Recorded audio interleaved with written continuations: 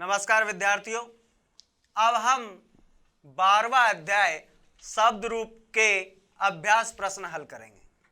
देखिए, इसका पहला जो अभ्यास प्रश्न है वह हमें कहता है उचित विकल्प पर सही का निशान लगाइए। ठीक है, क्या कहता है? उचित विकल्प पर सही का निशान चिन्ह लगाइए। ठीक है, तो यहां हमें 3 ऑप्शन दिए हुए हैं और तीनों में से हमें सही का चयन करना है। तो देखिए, यहां है पद, सुप और सय। ये है पद, ये है सुप और ये है सय। यानी ये पहले में हमसे पूछता है शब्दों में जो प्रत्यय जोड़े जाते हैं उन्हें क्या कहते हैं। क्या पूछ रहा है? शब्दों में जो प्रत्यय जोड़े जाते हैं उन्हें क्या कहते हैं।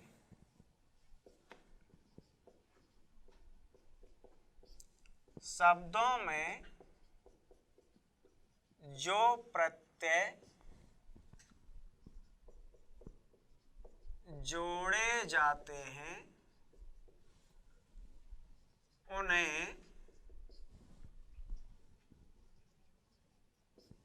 क्या कहते हैं। ठीक है, तो ऑप्शन है पद, सुप, सय। पहले में है पद, दूसरे में है सुप और तीसरे में क्या है? सय। तो देखिए, आपने अध्याय में पढ़ा था जो शब्दों में जो प्रत्यय जोड़े जाते हैं उनको हम सुप प्रत्यय कहते हैं। क्या कहते हैं? सुप प्रत्यय कहते हैं। तो हमारा दूसरा वाला ये सही उत्तर है, सुप प्रत्यय। ठीक है, इसी तरह हमारा ख ये प्रश्न होगा, कहता है संस्कृत में शब्दों के प्रकार हैं। तो संस्कृत में शब्दों के कितने प्रकार होते हैं? ठीक है, संस्कृत में शब्दों के प्रकार हैं।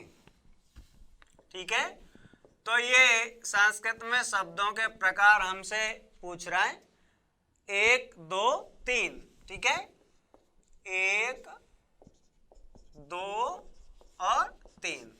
तो करेक्ट आंसर क्या है? उचित विकल्प जो है वह क्या है? 2। तो 2 पर हम टिक कर देंगे। ठीक है, हमारा अगला प्रश्न होगा, देखिए यह प्रश्न कहता है बालक शब्द का प्रथमा विभक्ति एक वचन रूप है। बालक शब्द का प्रथमा विभक्ति एक वचन का रूप है। ठीक है, प्रथमा विभक्ति एक वचन का रूप क्या हो जाएगा? ठीक है, तो यह हमें ऑप्शन देता है। ऑप्शन में क्या बताता है? बालकेन, बालको, बालकै। बालकेन, बालको और बालकः। ठीक है, बालकेन, बालको और बालकै। तो देखिए, यहां हमें उचित विकल्प चुनना है। बालक शब्द है, प्रथमा विभक्ति एक वचन का रूप हमसे पूछ रहा है। तो प्रथमा विभक्ति एक वचन में कौन सा रूप हो जाएगा? इसका बालकै हो जाएगा। क्या हो जाएगा? बालकै। तो बालकै हमारा सही आंसर हो जाएगा, उचित विकल्प हो जाएगा। अगला प्रश्न है हमारा, इसमें देखिए पूछता है सुप और तिंग को कहते हैं। सुप और तिंग जो प्रत्यय जोड़ते हैं, मैंने आपको पहले भी बताया था, सुप प्रत्यय जो होते हैं वो शब्द रूप जब बनाते हैं तो काम आते हैं, शब्दों के पीछे जोड़े जाते हैं। और तिंग प्रत्यय जो होते हैं वे धातु रूप बनाते समय काम आते हैं।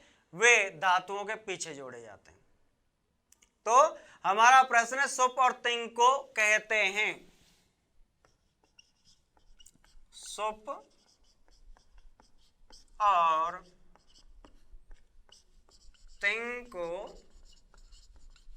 कहते हैं। ठीक है, सुप और तिंग को क्या कहते हैं, यह हमें ऑप्शन देता है। तो हमारे ऑप्शन है विभक्ति, वचन और पुरुष। ठीक है, विभक्ति, वचन और पुरुष। तो क्या कहेंगे, सुप और तिंग प्रत्यय जो होते हैं इनको हम क्या कहते हैं, इनको हम विभक्ति कहते हैं। क्या कहते हैं, विभक्ति कहते हैं। तो ध्यान रहेगा, सुप और तिंग प्रत्यय जो है इनको हम क्या कहते हैं, विभक्ति कहते हैं। ठीक है, अगला हमारा प्रश्न जो है, अगला प्रश्न कहता है उचित मिलान कीजिए। ठीक है, तो देखिए प्रश्न संख्या 2, उचित मिलान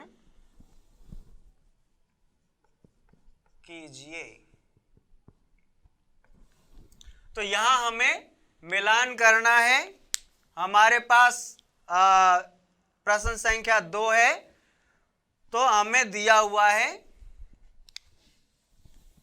इधर क, ठीक है, तो क में है बालेन, ख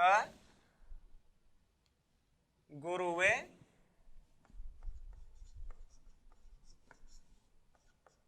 ग बालिकाम,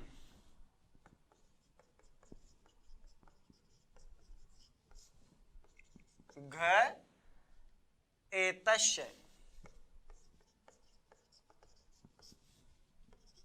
ङ इसमें है कस्मिन।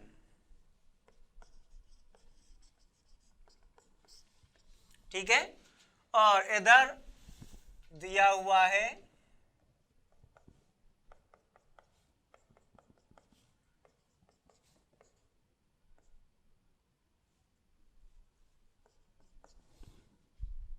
षष्ठी विभक्ति,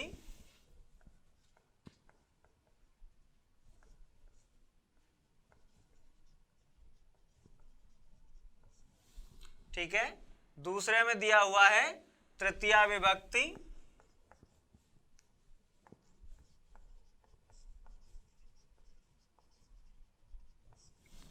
और अगला है सप्तमी,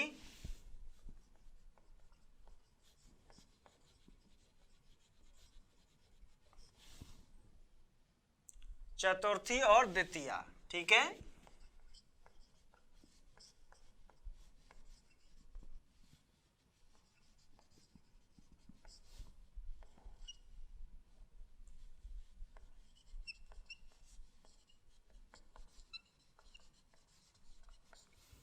अब देखिए इसने हमें दिया हुआ है मिलान करना है। ठीक है, तो बालेन जो है, बालेन में कौन सी विभक्ति होगी। ठीक है, बालेन जो है, तो बालेन में कौन सी विभक्ति है, तृतीया विभक्ति है। बालेन में कौन सी है, तृतीया विभक्ति है। तो बालेन के साथ हम किसका मैच करेंगे, तृतीया विभक्ति का मैच कर देंगे। ठीक इसी प्रकार से 2 पर है गुरुवे, तो गुरुवे में कौन सी विभक्ति है, चतुर्थी विभक्ति। तो गुरुवे के साथ कौन मैच होगा, चतुर्थी विभक्ति। ठीक है, गुरुवे के साथ चतुर्थी विभक्ति को हम मैच कर देंगे। ठीक है, इसी प्रकार से बालिकाम, बालिकाम जो है, बालिकाम में है द्वितीया विभक्ति। कौन सी, द्वितीया। तो बालिकाम के साथ क्या कर देंगे, द्वितीया विभक्ति को मैच कर देंगे। अगला हमारा है एतस्य। एतस्य जो है उसमें षष्ठी विभक्ति है।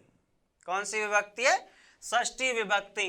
तो ये जो एतस्य है इसको और हम इसको मैच कर देंगे, ये लीजिए। ठीक है, ये षष्ठी विभक्ति एतस्य में है। समझ गए। इसके बाद में हमारे पास बच जाता है कस्मिन। ठीक है, तो कस्मिन में कौन सी? सप्तमी विभक्ति है। कस्मिन में क्या है? सप्तमी विभक्ति है। तो सप्तमी विभक्ति को और कस्मिन को हम मैच कर देंगे। ठीक है, तो देखिए इस तरीके से हमारे दो प्रश्न हल हो जाते हैं। इनमें आपने देखा कि पहला जो है उसमें हमें उचित विकल्प पर सही का निशान लगाना था। तो देखो शब्दों में जो प्रत्यय जोड़े जाते हैं उन्हें हम क्या कहते हैं? सुप प्रत्यय कहते हैं। क्या कहते हैं? सुप। संस्कृत में शब्दों के प्रकार हैं, तो संस्कृत में शब्दों के प्रकार कितने? 2 प्रकार हैं। इसी प्रकार से बालक शब्द का प्रथमा विभक्ति एक वचन का रूप है, तो क्या हो जाएगा? बालक हो जाएगा। क्या हो जाएगा? बालक हो जाएगा। सुप और तिंग को कहते हैं, तो सुप और तिंग जो है इनको क्या कहेंगे हम? विभक्ति कहते हैं। क्या कहते हैं? विभक्ति कहते हैं। ध्यान रखोगे। इसी प्रकार से इधर हमें मैच करना था, मिलान करना था। तो बालेन कौन सी विभक्ति? तृतीया विभक्ति। गुरुवे, गुरुवे में चतुर्थी विभक्ति। बालिकाम में कौन सी हो जाएगी? ठीक है, गुरुवे। ठीक है ना। और बालिकाम, बालिकाम में कौन सी हो जाएगी? द्वितीय विभक्ति हो जाएगी। इसी प्रकार से एतस्य, एतस्य में क्या हो जाएगी? षष्ठी विभक्ति हो जाएगी। और कस्मिन जो है, कस्मिन में कौन सी? सप्तमी विभक्ति हो जाएगी। ठीक है, अब हम अगला प्रश्न देखते हैं। तो अगला प्रश्न है निम्नलिखित प्रश्नों के उत्तर दीजिए। ठीक है, तो हम प्रश्नों के उत्तर देंगे। तो ये हमारा प्रश्न संख्या 3 कहता है निम्नलिखित प्रश्नों के उत्तर दीजिए। ठीक है, तो इसमें हमें कुछ प्रश्न दिए हुए हैं और हमें इनके उत्तर देने हैं। प्रश्न संख्या 3, निम्नलिखित प्रश्नों के उत्तर दीजिए। ठीक है, तो देखो हमारा पहला प्रश्न है बाले शब्द के प्रथमा व द्वितीय विभक्ति के रूप लिखिए। पहला प्रश्न क्या है? तो प्रश्न संख्या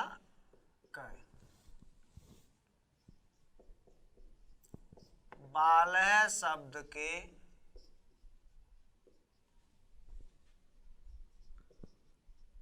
प्रथमा व द्वितीय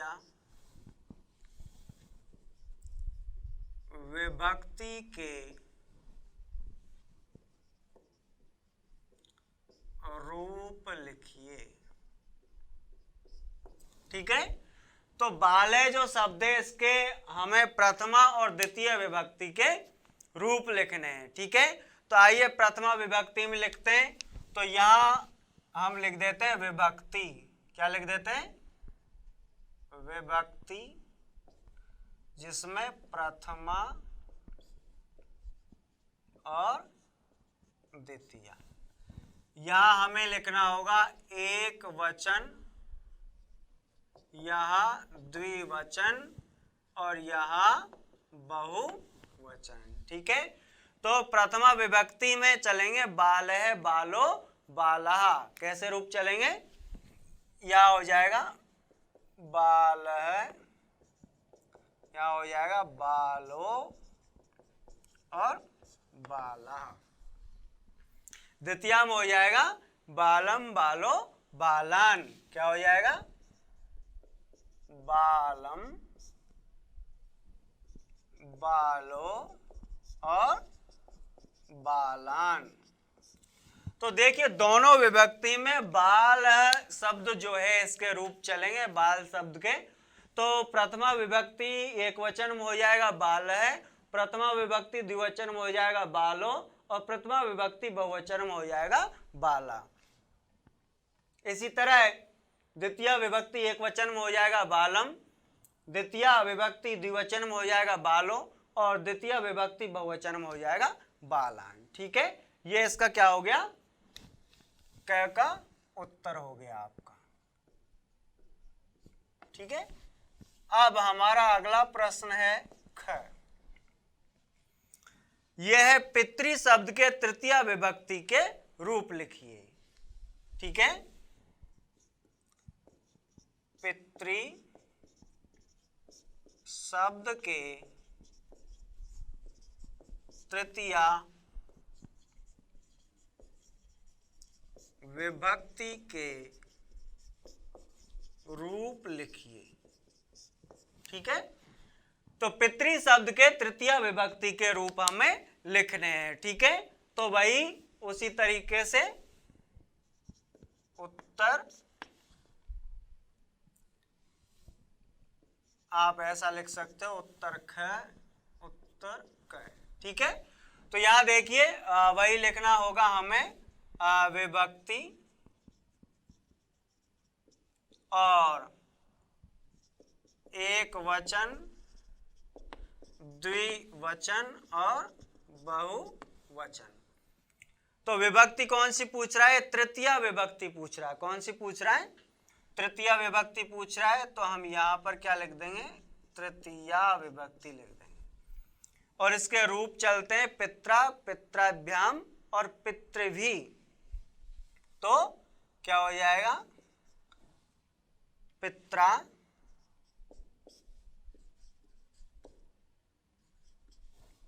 और अगला है पितृभ्यम, पितृभ्यम और पितृभी।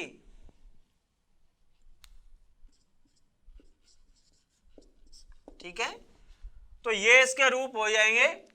यानी पितृ शब्द जो है उसके तृतीय विभक्ति के रूप जो होंगे वो हो जाएंगे पित्रा, पितृभ्यम और पितृभी। ठीक है, ये तृतीय विभक्ति के इसके रूप है। अगला हमारा प्रश्न है, प्रथमा से सप्तमी तक की सभी विभक्तियां लिखिए। ठीक है, प्रथमा से सप्तमी तक।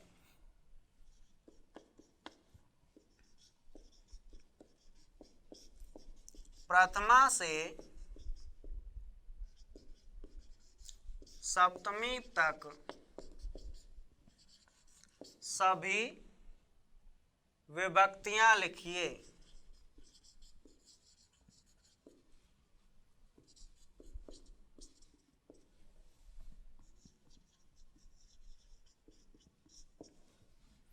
प्रथमा से सप्तमी तक। ठीक है, तो प्रथमा से सप्तमी तक हमें विभक्तियां लिखनी है। तो यहां चलो हम लिख देते हैं विभक्ति।